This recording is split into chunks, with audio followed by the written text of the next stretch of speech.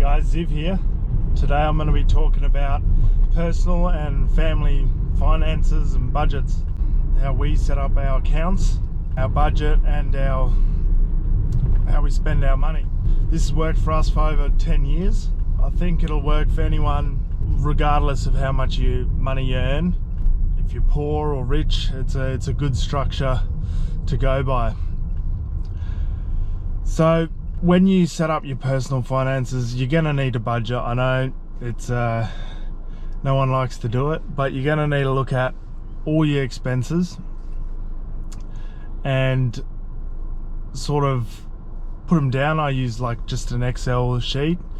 I go through my rates, my water bills, electricity bills, try to average them out. Sometimes they're up and down. Try to average them out, get the best data you can, plug them all in, school fees, whatever you've got going on that comes out, you know it's going to come out, and get it on paper. How much is all your fixed overheads, or basically the running costs of your life that are going to happen regardless.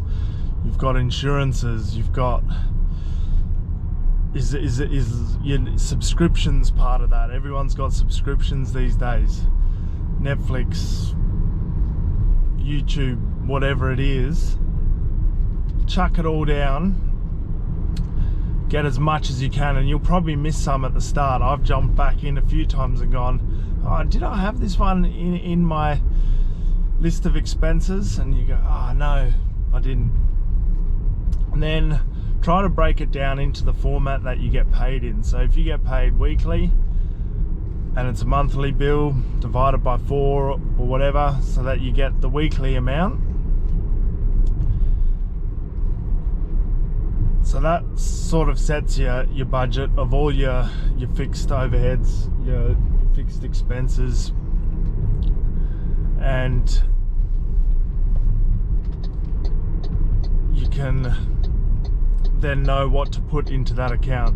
Now when we get paid, we chuck all our pay into one account. So we set up a few accounts in this process. I might put a screen grab of a bit of an overview of how it's structured. We pop all our pays into one account, and that's sort of our main expenses account.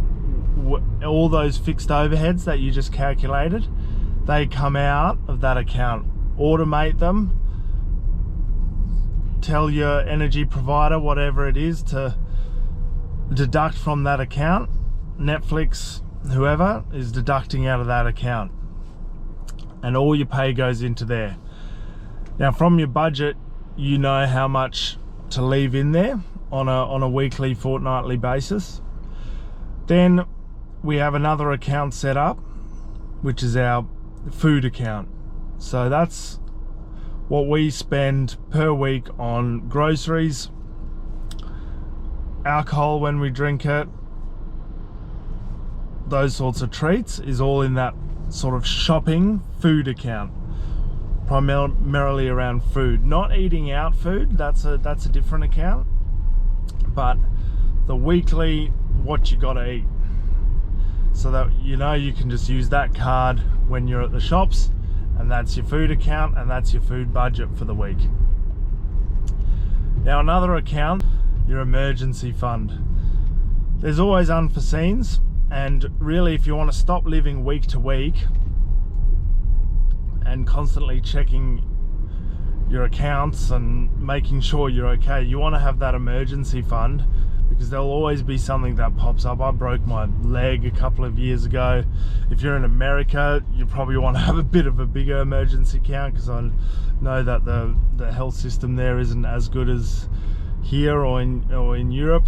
So it just depends on you, how much you can chuck in there. At the moment, we've actually now got that emergency account in our mortgage, so we put that extra money into our mortgage so it can offset the interest in there instead, and then it's not too hard for us to redraw on the mortgage, and at least that emergency money is sitting and actually doing something saving more interest than it would be getting in a high interest account. So yeah, have that emergency fund, because that'll really release you so that you're not living week to week. Won't be checking your account so much, and if something goes wrong, you'll have contingency there for it. And then yeah, after that you've got your sort of travel, your treat account, let's call it the treat account. That was sort of for things like going out, seeing a show, going out for dinner, going on holiday overseas. Our savings go into that one. And we also automate on a weekly basis. When we look at the budget, our expenses are this much, then we can know in Excel. It's quite easy to do, but so say both your income is a certain amount and then your expenses is half that amount, you know you've got that other half, and so you think, how much do I need to spend on food? Okay, we pop that into the food account. Then next, how much do we want to pop in our holiday account? And then you see what's left. So you got your emergency account, your food account, your treat account, and then your main expenses account. So a few you got to set up. Some of them need a card associated with them, some of them don't. You can just transfer between them and they'll work fine without a card, because you don't need to access them. Like the emergency account, that's fine, you don't need a card for it. When it is an emergency, you will have some sort of big expense that you can just transfer the money over to your account with a card. And that's about it. We have accounts for the kids that we also send money into as a bit of a savings fund for when they're grown up a bit, so we can start them off in life.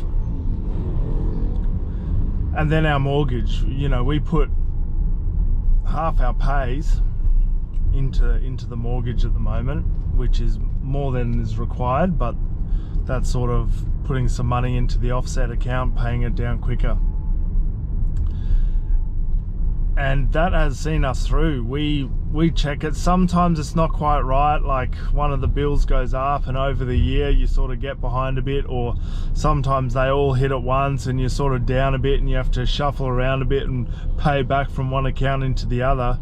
But we've never been at a point where we've run out of money or, you know, been really hesitant. So structuring your accounts like that, automating all your deductions to the different accounts, so it's basically setting a budget that's all automated. So in your most bank apps, you can go in and go, I want to put $300 a week into the food account, let's say, and every week after you get paid into the main expenses account, $300 goes out into the food account. And every week you can check on your app how much money's left in my food account, and that dictates what you can shop. So yeah, it works really well. Money goes into savings for holidays and nights out. Money goes away for the kids. Money goes into your emergency fund. Having that emergency fund means that when something does go wrong, you don't need to dip into your holiday account.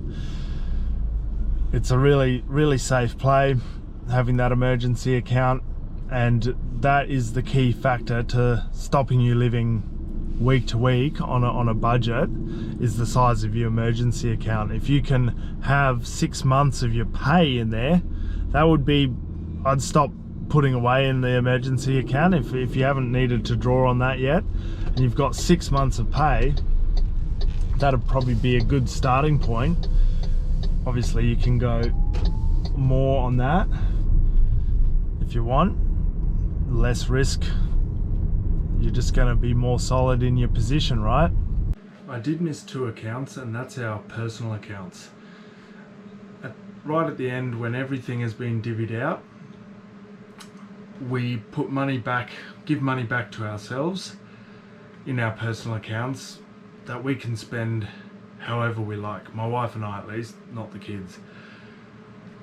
We spend on different things, whether it's gym memberships or software, music, going out to dinner with friends, having the personal accounts lets us spend on whatever stupid thing we want. Clothes, shoes, whatever it may be, with no guilt. So having those personal accounts that are aside and a little bit of money per week gets transferred back into our personal accounts is a great thing as well.